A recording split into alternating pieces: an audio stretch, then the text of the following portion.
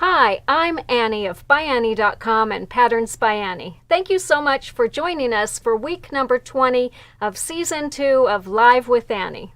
It's always fun to see our regular viewers and to welcome new viewers to our community too.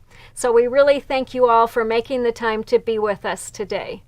Please remember that as you're watching, if you have any questions or want to leave a comment, please just enter those in the chat function over on this side. Also, don't forget to follow us wherever you are watching, like us, do all those things so that we know that you're enjoying what we produce. If you have any questions too, make sure you enter those in the comments and we'll do our best to answer them at the end. And finally, if you've got a friend who you think would enjoy our Live with Annie each week, please tag them so that they know about this. And the easiest way to do that is to just hit the @ symbol followed by the name that they use on the platform you're watching. Their name and picture will pop up so you can make sure you've got the right person. If you do, click on that, type a little comment to them and submit it, and they'll be able to watch right along with you. So last week we talked about bindings and we discussed styles and types of binding and how to easily make custom bindings to perfectly match your project in the right size to give you really good results. We also shared lots of tips for achieving smooth, wrinkle-free bindings on any project. So if you missed it or if you want to watch it again, remember that you can find all the previous episodes of Live with Annie on our Facebook page, our YouTube channel, or at ByAnnie.com/live, L-I-V-E. We'll put up all the links to make them easy for you to find. In this week and the next 2 weeks' episodes of Live with Annie, we're going to focus on how to quilt fabrics for your ByAnnie projects. We'll share tips for quilting using a domestic machine or a long arm, or quilting by check by sanding the fabric to a long arm quilter. Today we're going to talk to our friend Linda Brown of Legacy Quilts, who long arm quilts the majority of our fabrics. She'll share tips for choosing threads and designs for quilting. Next week, which is May 25th, Caitlin Palace Howell of Knot and Thread Design will share tips for working with a long arm quilter and how to get the most bang for your quilting buck. And the following week, which will be June 1st, we'll be joined by Krista Watson of Krista Quilts, who'll share tips for quilting on a domestic machine. And again, as always, if you have any questions for me or any of these guests, be sure to add them to the comments. At ByAnnie, we make lots and lots of models. Someone is sewing almost every day. And for every pattern that we write, we make at least one complete set of models using fabric that we quilt ourselves so that we can thoroughly test dimensions and methods and keep up our quilting skills. But to save time, the majority of our models are made using fabrics that have been pre-quilted on a long arm. And for that, we depend on our good friend, Linda Brown. When Linda retired from Verizon Communications almost 20 years ago, she and her husband moved to Utah. One of her daughters suggested that she take up quilting, and though she thought it was ridiculous to cut up fabric just to sew it back together, Linda took a class and was hooked. Linda is a prolific sewer and quilter and a perfectionist at everything she does. From piecing to applique to quilting, she does it all beautifully. Linda recently finished a huge log cabin quilt using scraps from her stash. She started it about the time that I started working again on my pineapple blocks. I have finished 25 blocks, and her king-size quilt is finished and on the bed. In 2006, Linda bought a Gamel and started a long-arm quilting business. She attended 3 days of training in Texas with Linda Taylor, but is otherwise self-taught. Over the past 15 years, Linda has quilted thousands of quilts, many of which have won ribbons in shows around the country, including this amazing quilt by Sharon Friedman, which won Best of Show in our local Guild's most recent show. One of my favorite quilts that Linda quilted was this Under the Sea quilt, made using the pattern Octopus's Garden by P3 Designs. It won Viewer's Choice in our local quilt show 2 days in a row. Linda's most recent win was for Flower Power, which just took 3rd place in the group quilts category at LQS Quilt Week in Paducah, Kentucky. Flower Power was a collaborative quilt that Linda worked on with 4 other quilters. It also won 2nd place at Road to California and honorable mention at Daytona. We feel so fortunate to have such an amazing quilter available to us and so appreciate all of her skills. It's so nice to turn over a few yards of fabric to Linda and leave them in her masterful hands. We have invited Linda to join us today to talk about how she chooses designs and threads for quilting. So please help me welcome Linda Brown. Hey, Hi. it is so good to have you It's here. nice to I'm be really here. glad that you agreed to come join us. We always love it when you show up with rolls of quilted fabric for us because having the fabric all quilted and ready to go saves us so much time. So thank you, thank you, thank you. I have to have a drink real quick. Go ahead and go down, Jaco. We also really love seeing how a piece of fabric changes once you've done the quilting on it because it adds so much dimension and interest to it. And we really appreciate how good you are at choosing designs and thread. So today we thought it would be fun to just bring up some fabrics that we've had you quilt and talk about what you considered when you chose those designs and thread. And before we start, I want to let people know that as we go, we are going to include the names of the quilting designs that Linda used on each piece. As usual, you'll see the name of the fabric that we're showing along with the designer and fabric company. And then below that, we're also going to include the name of the quilting design, its designer, and the company where it may be ordered. That info will also be posted in the description section for this episode on each of our platforms. And if you got an email newsletter this morning announcing this event, you'll find all the links there too. If you didn't get that email, be sure to subscribe to our email newsletter so that you're sure to be notified when we have new info to share. And that's really easy to do. You just go to ByAnnie.com, click on email list. It's on the bottom menu under the Get to Know Us heading on the left. Or you can subscribe by entering your email address in the sign up section that's on the right side of the page. All right, so let's get started. I think we're going to start with these 2 pieces of fabric. Where is the other one that went with that? Right there, way down at the bottom. Yep. So Linda and I got together last week and went through all the fabrics that were in our shelves upstairs and pulled out a few of our favorites. So these are a couple pieces of quilted fabric that we used to make the travel duffel that you see back there and the get out of town that's over there. And those are both fabrics that are designed by William Rue. He's a new free spirit designer. He's an architect who lives in New York City. You can really see that influence in his fabric designs. And I not only love his fabrics, but I love how you quilted these. So if you can just tell us a little bit about how you picked the design and why. Let's start with this one. Okay. Well, this is pretty easy to pick when you have a fabric like this. There's not really much of a design here. It's just color, mostly geometric. So I just chose, you could use usually any geometric design. It's going to work It's well. going to work pretty well on this. And the one you picked is called what? This is, I believe this is diagonal tracks. Diagonal, yeah. Yes. But this is really a good design. You could use this on almost anything. Yeah, I bet you Yeah. could even use that on a floral You and could. it would look nice. You could, yes. Yeah, that's a great one. Let's take a look at this one because I thought this one was really fun. And this is totally Mod Geo. And again, you could use just about anything, but I chose this because of the circles. And I thought squares with it would be kind of complementary. So, For sure. and on the back, you can't really see it, but again, this is another design that you could almost use on anything. I don't really like to use this design too much on florals, But something like this, It's perfect. It's perfect for Yeah. this, yeah. I love how it's got the little circles that echo that design, but yeah, the squares also echo the straight lines that he put in there. When Yeah. you do that, do you kind of know right off what you're going to do, or do you go through your whole library? No, it took me a while when I first started quilting for you. It would take me days some days.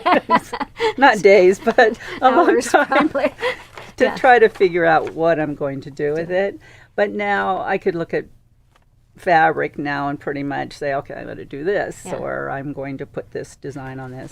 And sometimes I get it wrong and I end up picking some of it out. So, Seriously? Because yes. you don't like what you picked? Yeah, that's true. Wow. Yep. Wow. Well, this is great. And they definitely work really well. And I'm sure that quilting a piece of fabric is totally different from quilting a quilt.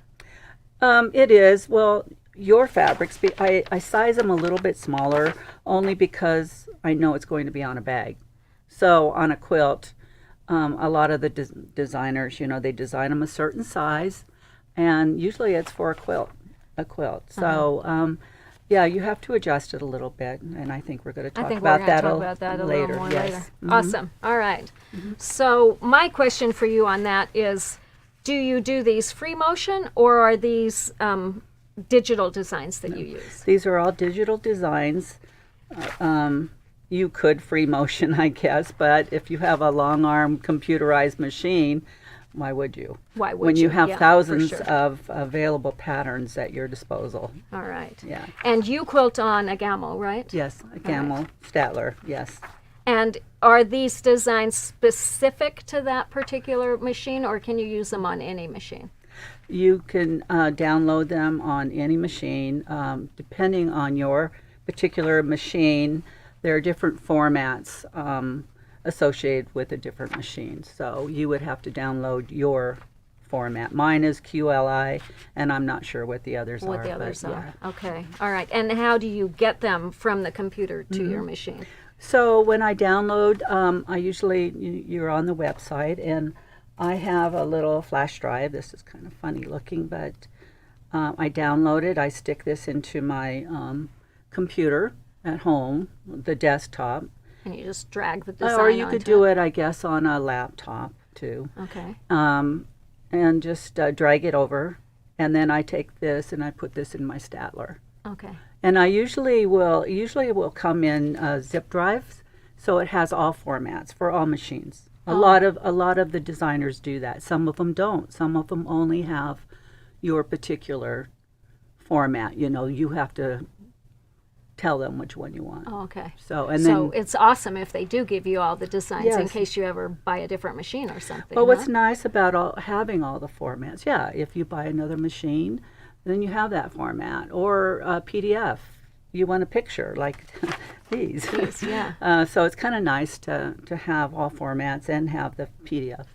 Now, does that work also like on a domestic embroidery machine where you download designs? To my knowledge, no. Okay. This is only for long arm Long machines. arms. Yeah. So you probably have, but the computerized designs that you get are designed specifically for those and would probably work much the same way, how you get them from your computer to the Exactly. machine. Yes. Great. But I believe Innovas now have some kind of an embroidery function, so I'm not real sure, but Okay. Yeah. All right.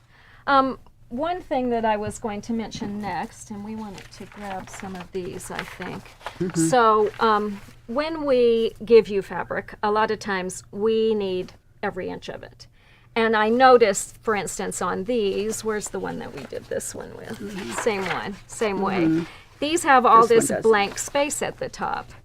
How do you deal with that so that you make best use of the fabric? Okay. Let me get these little pieces out of here. So what I do, and I'm not sure if anyone can see this on here on the screen. What I do is I usually will measure. I have a measuring tool on my gammo. So I will measure from, say, this is the top of the quilt or this is the top of the design down. And if it's 3 inches, I know that I need 3 more inches at the bottom.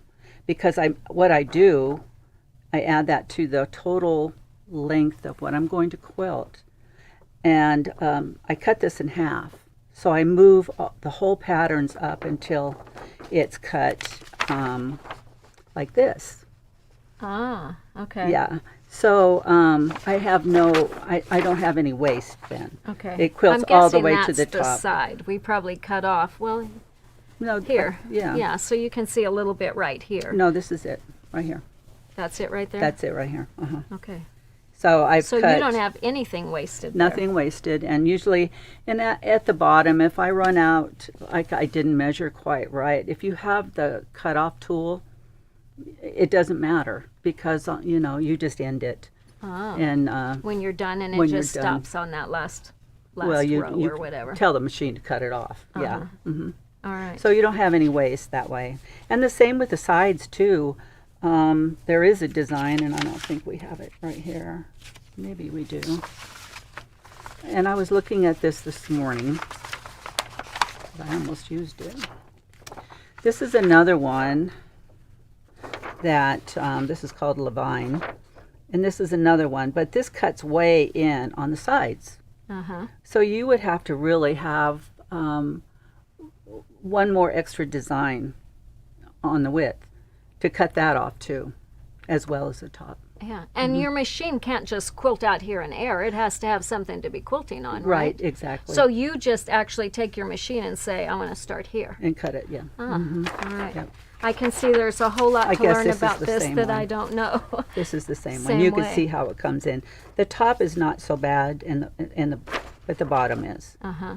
So yeah, this went way in when I was looking at it. Well, and this I know morning. you were talking to me when we were looking at these too, that sometimes they have a design that's very square, and sometimes they design them so they're more diagonal, which makes it easier to mesh them up and not have Right to blank space in Exactly. between them and not make them look so blocky.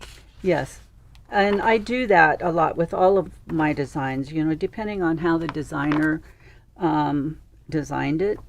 You want to make sure it fits snug, so you have to bring that up to, I do a minus vertical on my machine to the point where I know that it's snugged up tight. Against the one The next row. to it. Mhm. All right. Yep.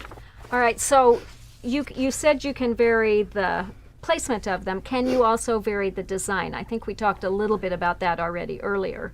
That one thing that you mentioned to me is that this, you printed it out on this piece of paper, and you see it on the screen when you buy it, but you have to look when you put it on your machine because it might be designed to be a 15-inch block. Exactly, yes. And so how do you is this the same? So this is the same design. You can see it here big, and here it is small. This is multiple. This is multiple. Yeah. But also greatly reduced. Yeah, like I said, some of the designers design them for quilts, larger quilts. And Right. so some of them are designed at 15-inch squares, blocks. And that's too big for doing a bag. Right. And so I size them down depending on how big I want it. And I could size it down. I believe this one We right had here, something here too. this one is designed down to about 4 inches. And what I do is I take my measuring tool. When I have it on the screen, I'll put one pattern up and I'll measure in here to see how wide it is. Because if it's too wide, it's Then you got big unquilted areas Very- on your thing. yeah, very And it much. wouldn't look good. So I size them. I usually size all of them down. I think this is the only one that's probably just about the right size. Not the only one, but this one in particular. Yeah. All right. Well, and I know one thing that I tell people too, we try to pick designs where you have about a 1/2 inch to an inch in between your quilting lines, because if you go really close, it starts compressing the soft and stable so much that it It's makes like it not cardboard. it makes it not stand up as well. So that's something interesting too that you can do with a computerized machine that makes it really awesome. This is another design that's really, it's a really great design for bags. But again, you could see that you really have to cut it off about right here to get it even with the top. And that only affects the first row. That's it. And yes. then once you get that done, you go back and Then they change the design back to the original, or no, does it know? No, it knows because it just nests. The next one just nests nests right here. there. Yeah. That's cool. All right. So let's talk next about these florals. So we've got this fun little set of treasures and trinkets, and we did these with floral fabrics, and I see you've done actually quite a variety on here. A little geometric on there, some florals on here. I think I have this actual This one piece is of the fabric. geometric. Yeah. So this one, yeah, that's this one right here. Let me grab you some Kleenex. I think I have some. Sorry. That's Hello, okay. can you find some Kleenex? Yeah. Okay. So this one right here is one of those fabrics that I have a real hard time with florals. That's, I think, my least favorite. Least favorite Yeah. thing to do? Yes. Thank you. Okay. Thank you. Yeah. Okay, are we making too much noise with the paper? Okay. All right, let's leave this this one down. up here. I think we skipped a couple here too. Okay. But that's all Yeah, right. we did. We'll get back to them. So All this one, this was a new pattern. I just thought I would try it. This is called Don Quixote. And I just thought, well, you could put pretty much any geometric design on a floral, And it looks wouldn't great. and it wouldn't look bad. But I think mostly I did this one because you could see the back, and it was just kind of dots. Yeah, And that makes it really interesting. I love the little pinwheels mixed in here. yeah, And this shows too, if you're quilting on a domestic machine, it shows you how nice of designs you can do using just straight lines Yeah. and give just a really wonderful effect on a piece of quilted fabric. just to get some kind of texture on your fabric. Right, for sure.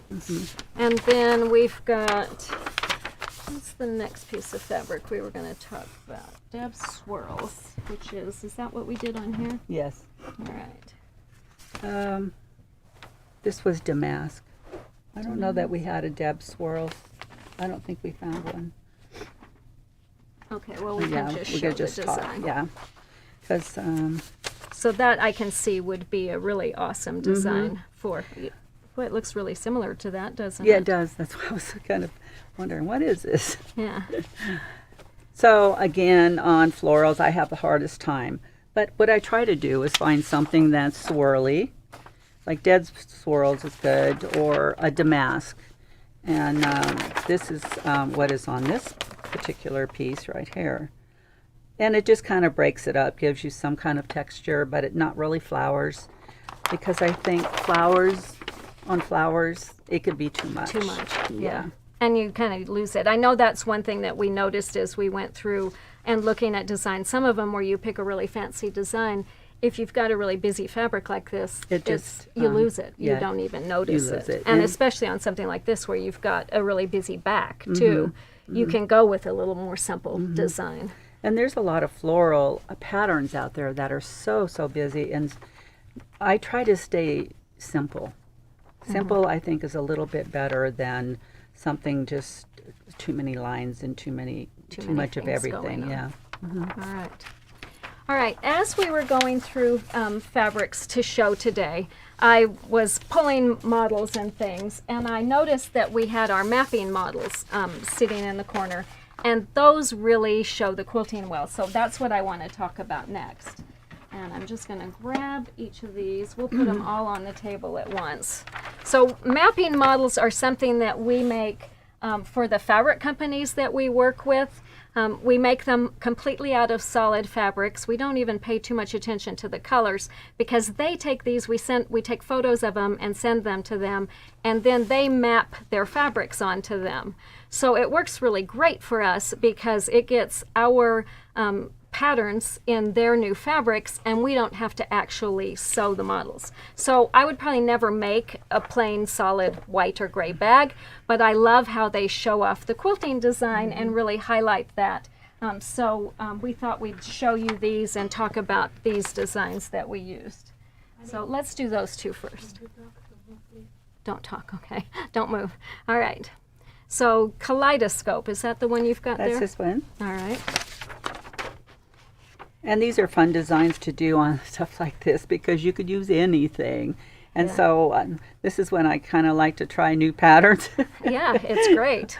And but this one turned out, this is another one that has to be cut off and nested. Of course, when I do it, it's on a flat piece of fabric. So yeah, but this looks great on here. That's a really Yes. fun design. Yeah. Yeah, let's see. And I love how it's got a variety of sizes. And for people who do free motion quilting, this would be a really easy one to do free motion with and practice with if you're not doing a long arm. All right. That's another really fun one. Yes, this one is a good one. This is called Stack Snails. I believe this is Stack Snails. Yep. And this is just a fun one. It kind of looks like Baptist fans almost, but in different directions. But Yeah. this is really a good one on a lot of different prints. Right. I use this a lot. Sometimes I use some of these patterns too many times, I think. Oh, I don't think so. I don't think you could use that too many times. So that's a cool one too. Yeah. All right. Orange peel. Orange peel is another great one. This one was so perfect on our undercover sewing machine cover. Let me grab the paper for it. Is that it? Yep, Yeah. that's it. That one's this one right here. That's that one. Okay, Yeah, we'll talk yeah. about that next. So, orange peel is a great design, and you could use this on florals, on just on just about anything. And I use this one a lot too. I do size this one down a little bit because the from what it pattern is. itself is kind of big, but and I don't know if they could see this, but they probably have that up there. Anyway, So the thing about this one that I found interesting is the blue part that's on here is the actual quilting design, right? right. And so you do one here and then one here and one here. And then That was my question for you is how do you get those to line up so perfectly? Because that's got to be a test. It is. As much as I love this design, it is kind of a pain sometimes because if you have a lot of fabric to quilt, 2 yards or whatever, every time you roll this quilt, you have to get these lines lined up for the next row. And it's difficult sometimes, really. Yeah. If you don't keep your fabric square, and if even though you have a computer and you tell them, okay, this is the next row, it doesn't line up all the time. You could roll your next row too tight, and then it doesn't really line up, and it leaves gaps up here. So And on something like that, it would be pretty visible. yeah, as much as I love this pattern, I hate it too. But because of that, So we talked a little bit earlier about using a centering ruler, and you said that you use a measurement or tape, and you use that as you go for this purpose, right? no, not for this. Okay. This one, I have a tool on my gammal where you can take it off an edge to edge, setting, and tell it to. I could point to 2 places. So I might point to this point, say this point here on the quilt, and this point on the quilt that I've already quilted. And it'll say, okay, and it'll line up everything to where I said. But it Okay. doesn't always do that either. So And what do you do then if it doesn't? there's do it? another tool that I have that to relocate. You relocate. It's called Relocate Project, and I have to go back to the original start from the previous pattern, and usually that will do it. Okay. But yeah, it's kind of like, and it's only the lining up the next row. After that, It does that whole section. Yeah, it does that whole section. And how far do you go before you have to roll? Like, is it? well, 12 inches? mine will go 25 inches. Oh, that's quite a because ways. I have a then. large gammal. So not all machines are going to have No, that much. Then. some have 18 inches. I'm not sure. Mine is 25 because I have a 30-inch machine. So when you're looking to buy a long arm, that's probably something to consider. The more room you have there, the easier it's going Yes, to be to do definitely, do yeah. your job. A lot of times I could do 2 or 3 rows depending on the size. If they're set at 6-inch patterns, I can do 4. 4. It takes a long time though. I'm always out there, telling the machine, okay, next row, next row, next row. So, yeah. So a bigger design is always easier. Yeah, it's to do. easier, yes. Got it. Well, let's talk a little bit, though, about that Centering tape. that centering tape. Okay. Yeah. When you're trying to keep your quilts square, straight, I bought a centering tape, and some machines, you could go by the axis, X and Y axis, to line it up, but I like the centering tape. You attach it on one side of your machine with Velcro, and it's about, I'm not real sure if it's 100 inches, and then there's a center, and then another 100 inches. So it starts at 0 and works out Exactly, each way, right? exactly. So if I'm pulling from this direction, which that's where I've got mine, and the edge of your quilt top, say this is the top of my machine, is 42 inches, I'll go over and take the tape over and see where the next measurement is, and I'll write it on a chalkboard so I know. So when I roll it, I know that taking the centering tape again, I line those. So it's got to be at 42 Yeah, and whatever that and other you just number have is. to smooth your fabric out and make sure that it's right where it said the previous row. This is kind of unrelated to that, but do you always press fabric before you put it on? I always do, Okay. but because I don't like Well, because wrinkles. I know I sent you a piece of fabric yesterday, and I usually when we get fabric in, I just hand it to you. I don't even open it up and refold it. Right. But the pieces that I was cutting for the coordinating fabric had some pretty bad Right. wrinkles in it, and it's like I wonder. I didn't know whether you had to do that or not. Yes. So yeah, that's Yeah, an I do. extra step. There is a spray. You can spray the backs of your quilt once you put them on. You could spritz them with water, and as you roll it, it'll even out those wrinkles, and so you won't notice it as much. But I You press them I all impress before you everyone. go. Mm-hmm. All right. So next we wanted to talk about geisha, which is this bag. that one over there. So let me get this out of here. I just- So I know that we have to be careful when we're using fabrics that are obviously directional. And so you and I talked a little bit about using directional motifs like this as well, because things like this, you could turn it this way, you could turn it this way, And it it's not doesn't going matter. to matter. But something like this that has an obvious top and bottom, Right. you've got to be a lot more careful about that. Is there anything special that you have to do when you're using a directional design like No, that? I just look at your fabric, and sometimes I probably shouldn't use these directionals because it makes it harder on you. But this particular one, there was really no directional. Well, maybe there was a little bit. But that's actually, to me, that's a perfect time to use it because you know we're going to be paying attention. Exactly. Yeah. So that's when I use it. These type of patterns I will use if there's a definite directional pattern on it. on the Then I fabric. know I'm safe to use it because you're going to have to make your bags that way. Right. So, right. Or not. Or not. Yeah. Yeah. We've had those too. We've had those too. All right. I want to talk. Actually, we've got one here that we missed earlier, so I want to just show it because it's so cute.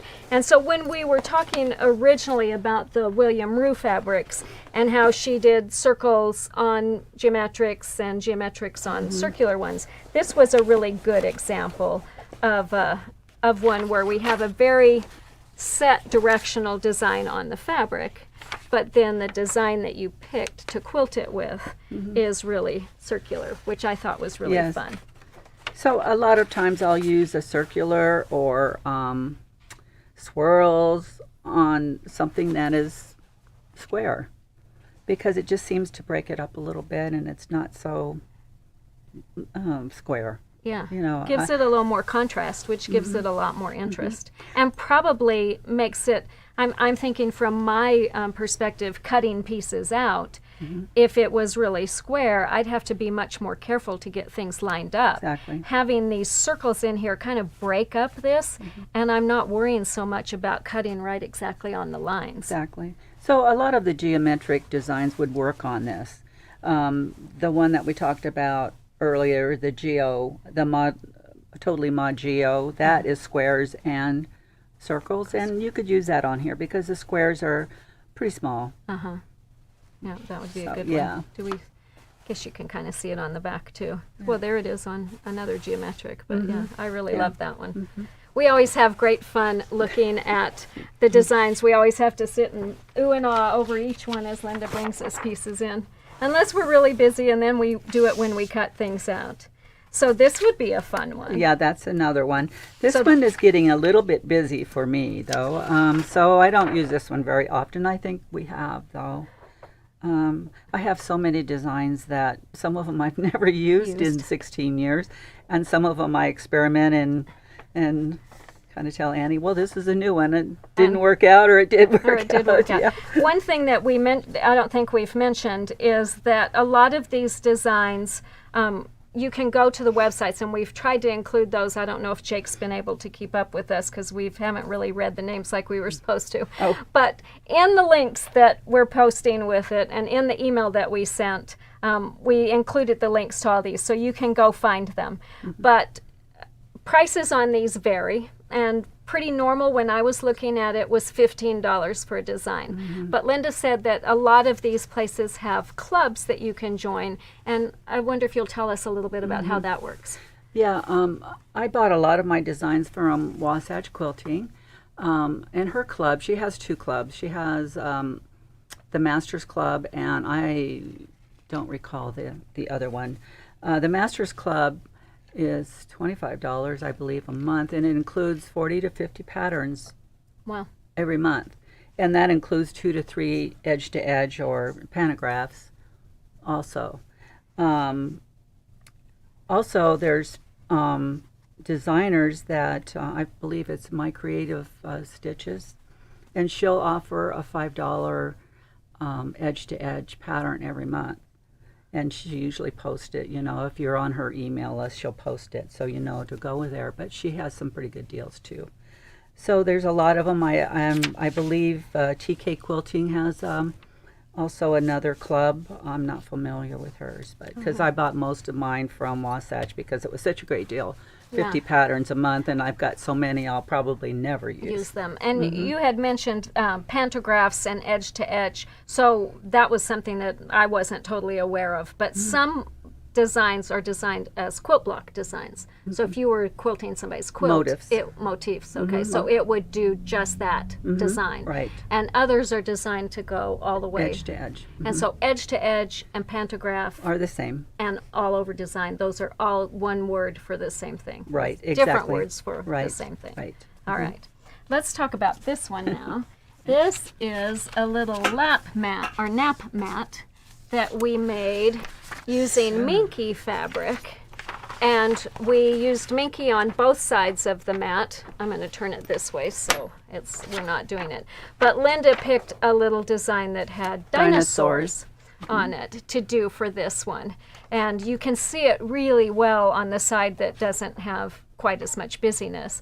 But I wondered, if there's something special that you do when you're quilting with Minky. No, actually, I think a lot of people think it's so hard to quilt with Minky, and it's really not. Actually, it's very forgiving as far as thread goes, because it just kind of sinks right into the fabric. So even if you're using the wrong color, it wouldn't show that much. Got it. But I usually try to put the salvage edges on the sides so that it doesn't pull and stretch. It doesn't stretch as much. So you might have a little bit in the kind of hard at the top when you're pinning it on. But other than that, after you get it rolling, it's fine. And using it on both sides? Both sides, no problem. Yeah. No. It's so nice. It's really nice. It just makes a mess, that's all. Yeah.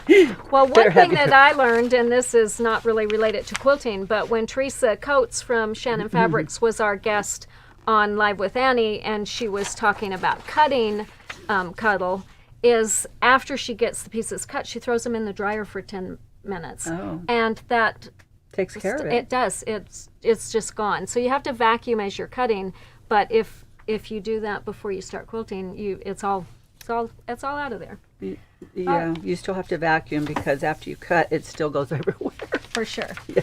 All right, so I think that's most of what we had planned to talk about in terms of designs. So not only do you do a great job picking designs, but you also pick really good colors of threads. And that is something that is a real skill and a real art, I think. So I want to talk first about what type of threads you use, and then we're going to kind of talk about how you audition colors. Okay.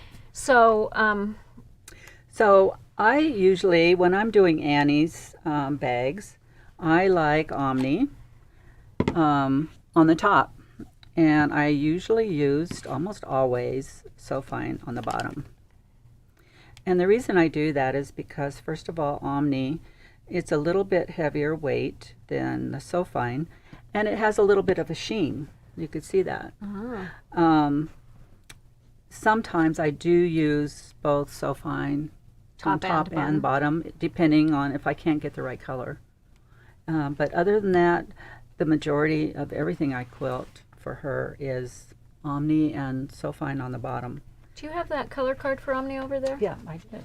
So the other thing you said you liked about Omni is that it has more colors. 172 colors. And so I have a lot to choose from with the Omni. And sometimes I can't find a bottom thread to match with the So Fine, so I will use Omni on the bottom sometimes too. As well. And now you said it's a little bit heavier. So Fine's a 50. What is this, a 40? Yes. Oh. No, this is a 30. 30. Oh, wow. So quite a bit heavier. Yeah. Huh. Yeah. All right. But it doesn't quilt like it's a real heavy thread, like your, I think it's King Tut, and those are very, very heavy, and I don't really like using King Tut. First of all, they're variegated, and I don't like variegated. That's my preference, though. I think it makes it too busy sometimes. But, Well, those are great. And one thing else too that Linda mentioned about the thread is this has 6,000 yards on a cone, so it goes a long way. These cones of So Fine have 3,280, so those go a long way too. And these are really a cost-effective way to buy the thread. So if they're colors that we use a lot, we'll often buy these. But even their small spools have 500 yards on them. And I've seen a lot of discussion on, especially the bag makers group, about what kind of thread to use. And people say, you know, I've gone through so many spools of thread. I have never made a project and used an entire spool of thread, no matter how big it was. So, and you said too that if you were quilting a big piece, this would be way more. You'd have plenty left. Right. This, I forgot what I was going to say now. Well, we're going to talk about needles. I know that. So. Well, when I'm using needles too for quilting her bags, I use a size MR4, which is an 18. And when I took my class with Linda Taylor, I bought probably a lifetime supply of these. These are made by Singer. And since I've been quilting, Gross Beckert has taken over these. So if you could only find these, I don't believe you could find these anymore. But I'm trying to use them up. Unless we come raid your stash. But they're basically the same needle. They're the same needle, except these are, I believe these are titanium tips. And are they? Yeah. Are they? So they're a little bit stronger than these. Are they different from a domestic sewing machine Oh yes, needle? A lot definitely. bigger, Oh look yes, longer. these are a lot bigger. You do not use these on domestic machines. Okay. They won't fit. They won't fit. Okay, No. so you have to have a specific. And is that universal across the board? Does every machine use the same needle? Now, depending on what machine you have, you would have to. I believe Gamel uses a different, whatever these markings are on here. So different machines use different needles. Okay. Of these. So you got. And there is a chart, attention I believe, that you could pull up to find out. Yeah. All right. All right. So we were going to talk about using it to blend. I have to look at my notes because it's been a while since we did this. Oh, yeah. Square pegs and round holes. Random thoughts, Marcia Durst. So that was this one, right? Yeah. No. So we were going to talk about using the thread. Square pegs is not this one. Not that one? No. It was one that we've already talked about. Was it this one? Yeah. Yes, this is that it. one.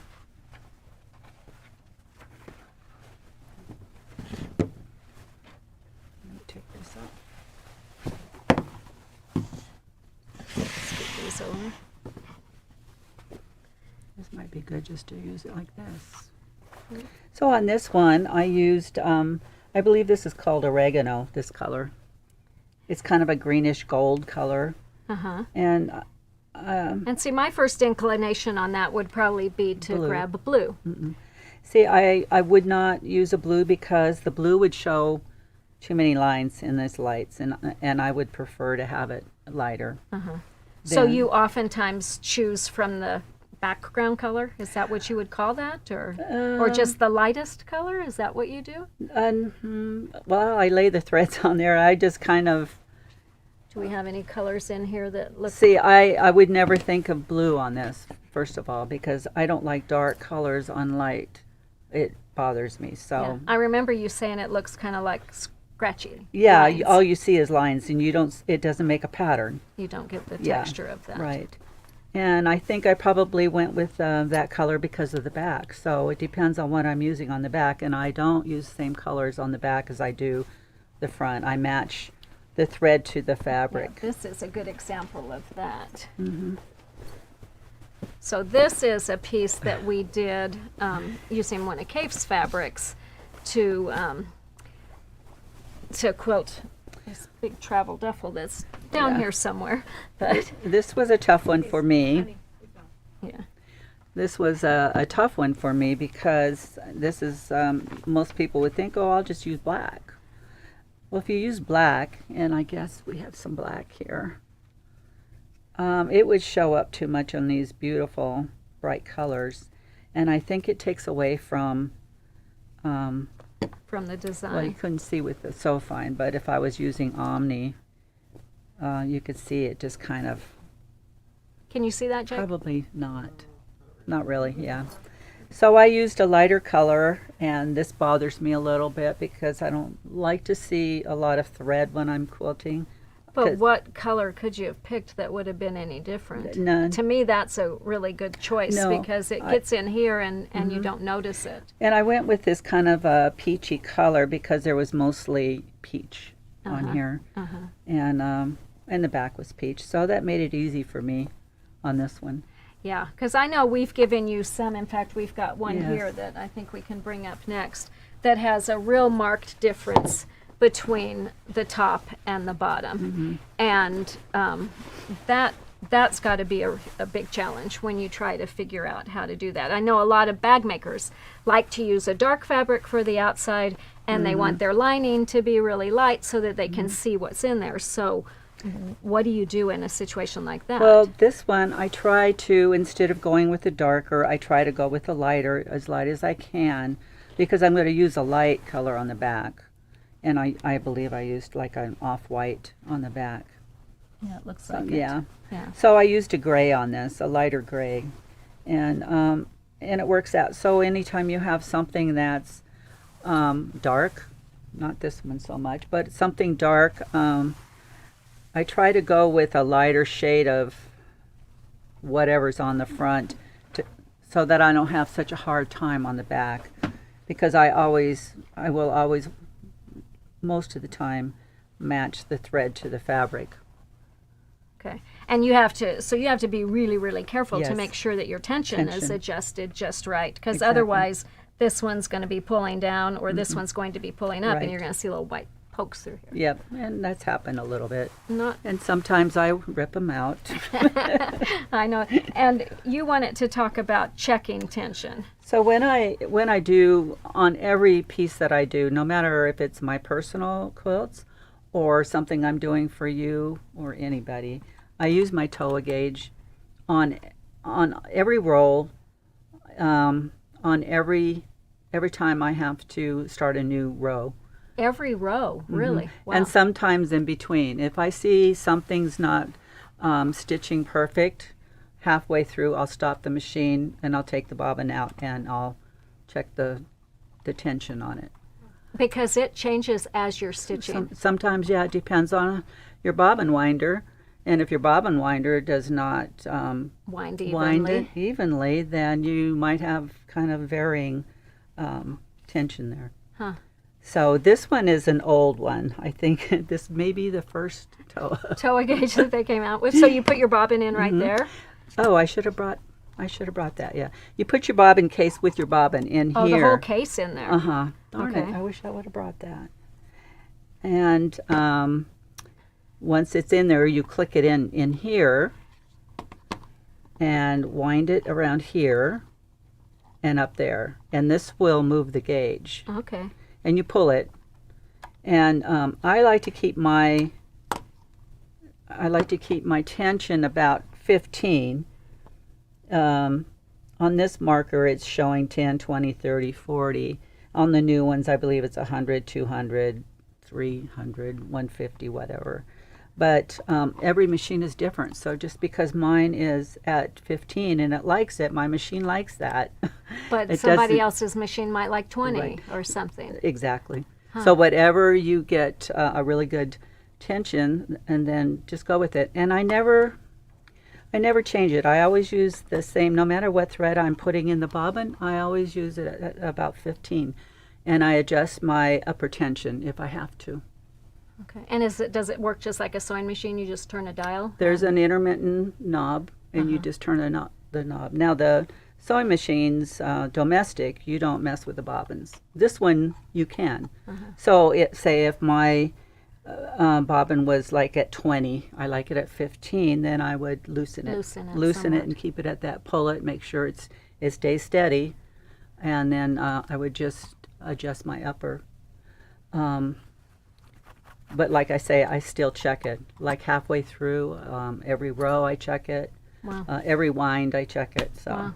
Well, that's good to know. That's a great little tool. You said you don't change it on a domestic machine, but if you've ever taken Dr. Bob's Pure Threads class, he says if you don't change your tension, that's like having a TV with only one channel. No, and I I occasionally do change my No, bobbin I do. tension. Not my bobbin. I don't. I have. Have you? If I've had to. I don't. I try not to. I try to do it with on top. But like on my Bernina, you grab the thread and you do this, and your thing should just drop but stop. If it goes and falls immediately, you know your tension's too loose. And if it doesn't drop at all, you know it's too tight, and there's just a little screw I know that you there's can adjust. and that's the same. There's a screw here too, and a lot of people do that method of testing if they don't have this.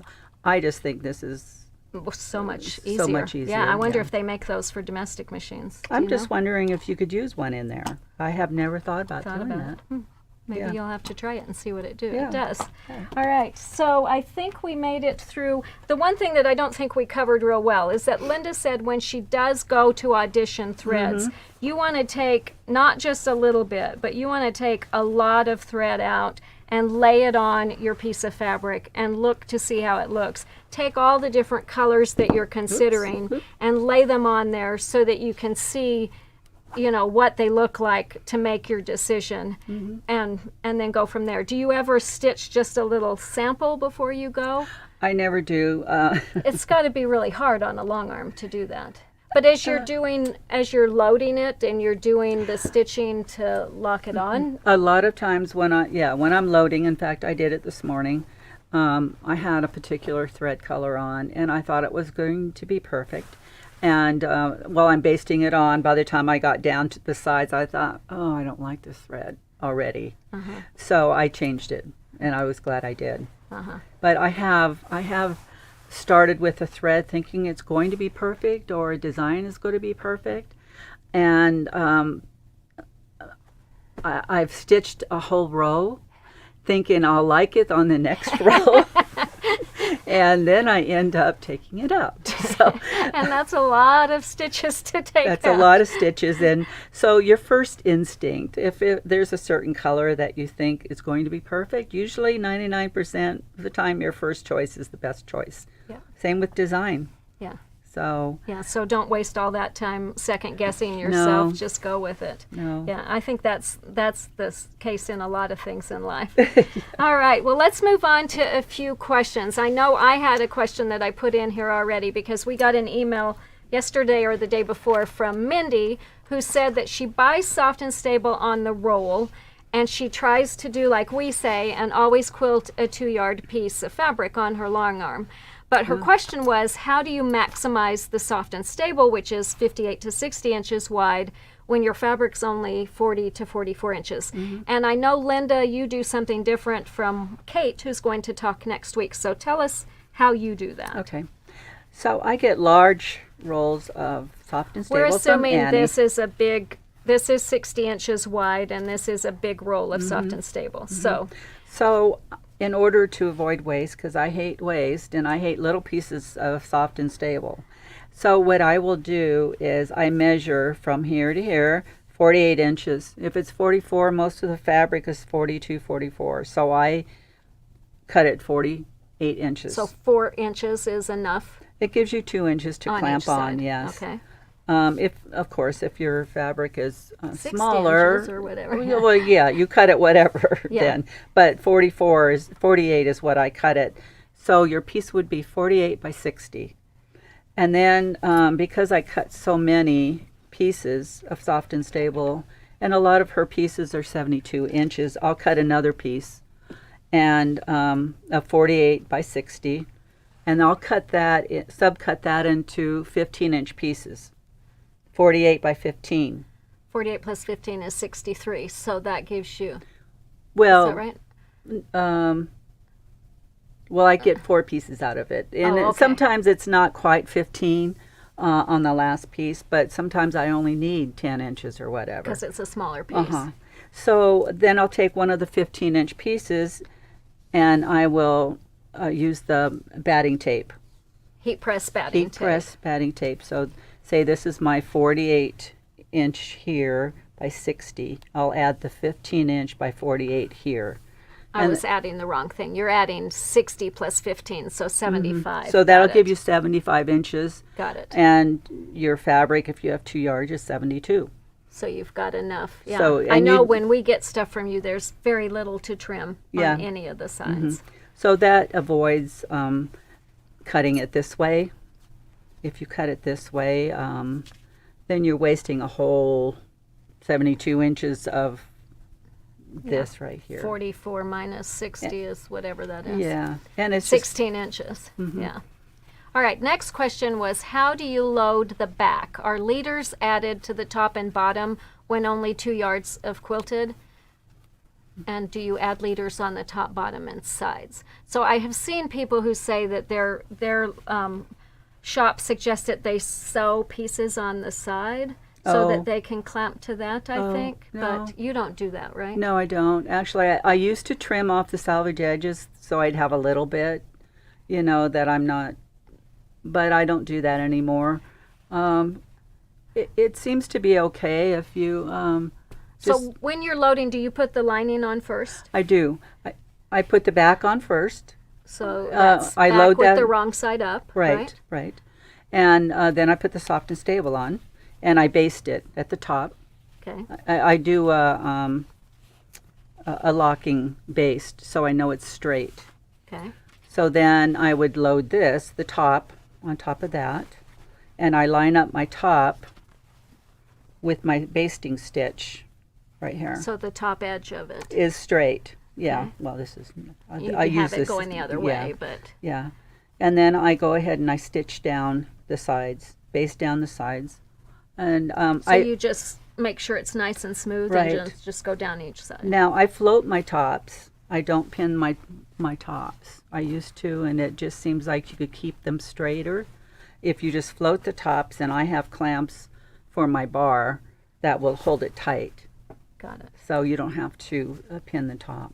Okay. So the clamps that you attach on the sides are attached just to the soft and stable Right. because your fabric is Right. a few inches in on each side. Right. Right. Got it. And it seems to work that way. I know you're supposed to clamp your fabric, but I find that if you have it straight enough and you baste the sides and then clamp, you're fine. You're fine. It works fine. That's a really good tip. I'm sure that will be helpful to people. Mm-hmm. Does Linda maximize the soft and stable on the roll, which is basically what we just talked about? So yes, she does. Mm-hmm. And you can watch that again if you need to see that. Can you show someone quilting on an embroidery machine? So we did that last year. If you go to ByAnnie.com/live or go to our YouTube channel and search for at this point, I don't remember what episode it was, but it was called quilting on a domestic machine, edge to edge or something, if you want to email me, I can look it up because I'm not sure exactly which one. We did it with Roxanne and Jess from Red Roxy Quilts, and we are going to have we're going to have Amy from Material Girls come on, I can't remember when, I think in August, and she's going to talk about quilting on an embroidery machine and also doing monograms and things on an embroidery machine, so we will have that coming up. Next question about threads was, do you ever quilt in contrasting thread to make the quilting stand out? Usually not. You don't, but you kind of did on here, the one that you said you don't like. I did on this one. It's not your style. Only because I really didn't have a choice. But really, I want the bags and the fabric to stand out, not my quilting. I want the quilting to just give it texture. Basically, but that's me. There's a lot of people that like contrasting thread. I'm just not one of them. Well, I know when I used to work in the booth with Superior Threads, obviously their business is selling thread. Mm-hmm. So any quilt that she made, she tried to use as many threads, and she wanted the thread to be the star. Mm-hmm. So when I was quilting fabric to make bags, I a lot of times used rainbows and variegated threads and shiny ones. And I remember going to Terrell's Longarm Center and quilting one, and she was just aghast that I was using thread that was the star instead of the fabric being the star. So, but it's totally your choice. You can do whatever you want.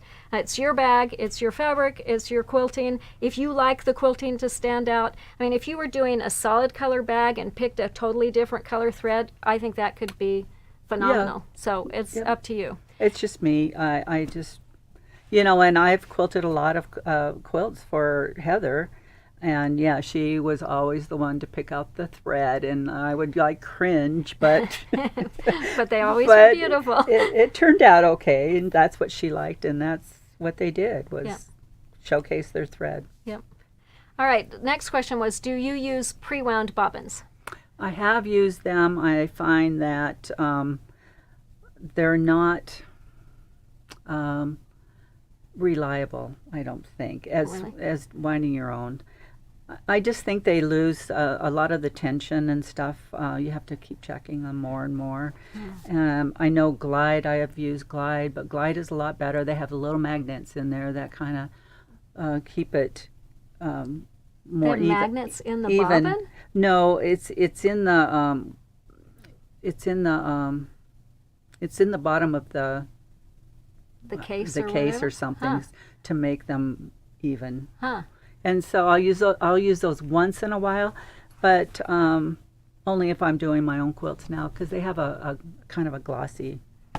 And does a Longarm have a bobbin winder on it just like a sewing machine, or do you use a separate bobbin They do have, mine does. Actually, it quit working, and I've never used it, and I started working with it, and I thought, I really like this. Why haven't I used it? And then it quit working, so. Of course.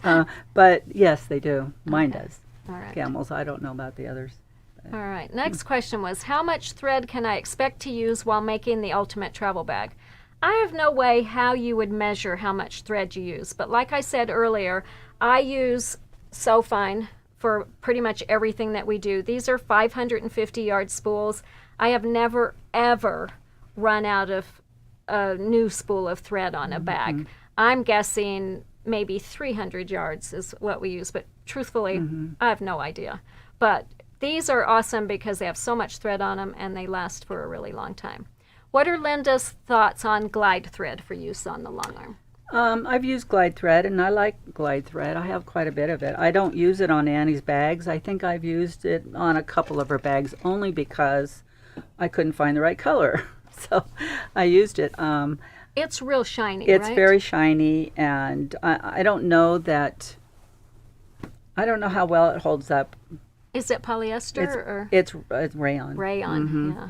So I try not to use that, but I have used it on my own quilts, and I think that it quilts up really nice. Always gives me a nice stitch. It has a beautiful sheen. That's one thing I know If you about like it. sheen, yes. Okay, question was, I'm not sure if this was discussed, but how far apart should soft and stable be quilted? It really depends on the look you want. We try to make sure that our lines are no closer than a 1/2 inch, no further apart than 1 inch. But, you know, you got a design like this, you got to pick a happy medium in between there. The thing about soft and stable is the more you quilt it, the more it compresses. So if you quilt really densely, you're going to have a much more compressed piece. And so your bag, especially if you're doing a big bag, it may not stand up and hold its shape the same way. If you're doing a small project, like maybe a little wallet or something, doing a really dense design would be perfect because it would compress that and make it not so bulky. So 1/2 inch to 1 inch is kind of our rule of thumb, but you know, we leave it up to Linda and she does amazing things. And on that too, and I think I mentioned, I'm not sure, if you have a long arm that has a measuring tool, I usually will measure. I put it up on the screen first, the pattern, the size that I think I'm going to use, and I'll measure, say for instance, these circles to see how big they are. If they're like an inch, if they're 5 inches, I won't use it. But if they're like an inch or so, then I'll usually size that pattern to do that. Yeah, that's a really good tip. Next question was about new patterns. Roughly when can we expect to learn about new patterns? We love the sneak peeks. So we are going to announce our new patterns in June is our goal. Jake is working really hard on getting all the add-on videos edited. Our goal is to take them to the H&H show, which we are doing. It's a wholesale show that we're doing in Chicago in June. And so in order to take them to that show, we have to have them ready to ship, which means we need to send them to distributors. So June 1st is kind of our goal. It depends on how far Jake gets on that. So we've got kind of the month of June planned. I'm going to start announcing them here. We're going to introduce one each week starting in July. So we've got lots of fun new patterns coming. If you've paid attention on our set, you've gotten some little sneak peeks about them. And yeah, so watch for those coming soon. Linda, thank you so much for coming here and being with us. We love everything that we do. We appreciate you so much, and thank you for taking your time to share your knowledge with us. Thank you for having me. It's been fun. All right. Thank you. All right. We can't wait to see you again. So you make our life easier every day, and we really appreciate that. And our models always look so good with your work on them. So we really appreciate that. All right, it's now time for our featured local quilt shop of the week. And as we tell you all the time, local quilt shops are the lifeblood of our sewing communities. We try to do everything we can to help them stay strong and in business, and we hope that you will too. So to help support local shops, every year we host a local quilt shop contest during the month of February, and during that contest, we encourage you to vote for your favorite quilt shop and share a bit about what makes them special.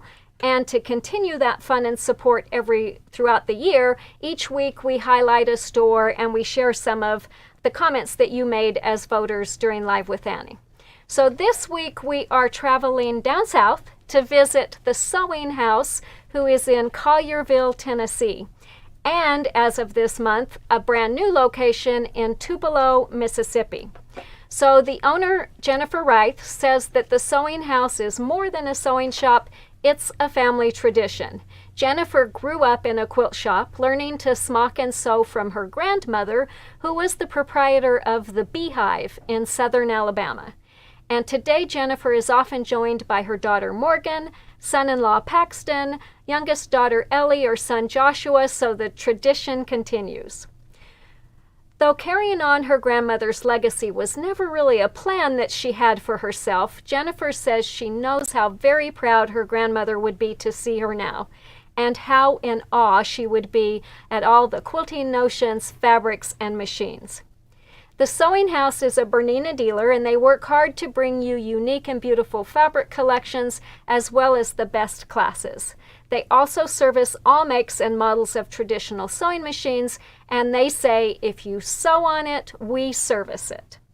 So I'm excited to say that the Sewing House has a ByAnnie trunk show on display until mid-June, and it's currently in Tupelo, where they're celebrating the grand opening of that location, and then it's going to move to their Collierville store, where it will be on display until around June 10th.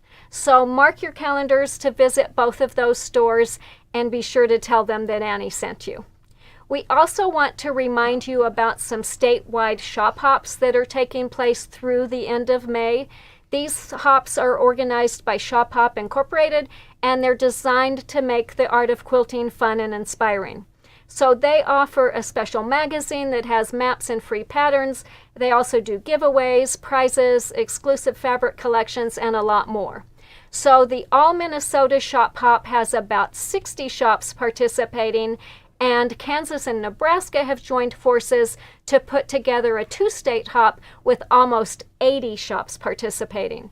So we're going to put up the links for each of those hops, so check those out to learn more about participating stores as well as the fabrics and prizes and things. You're not going to want to miss those. So if either of those are in an area where you can visit, make sure you go to see them. And then leave us a comment, let us know which of those shop hops you'll be attending, and be sure to send us some pictures. We love seeing any ByAnnie models that you find out in the wild or displays that you see during your visits.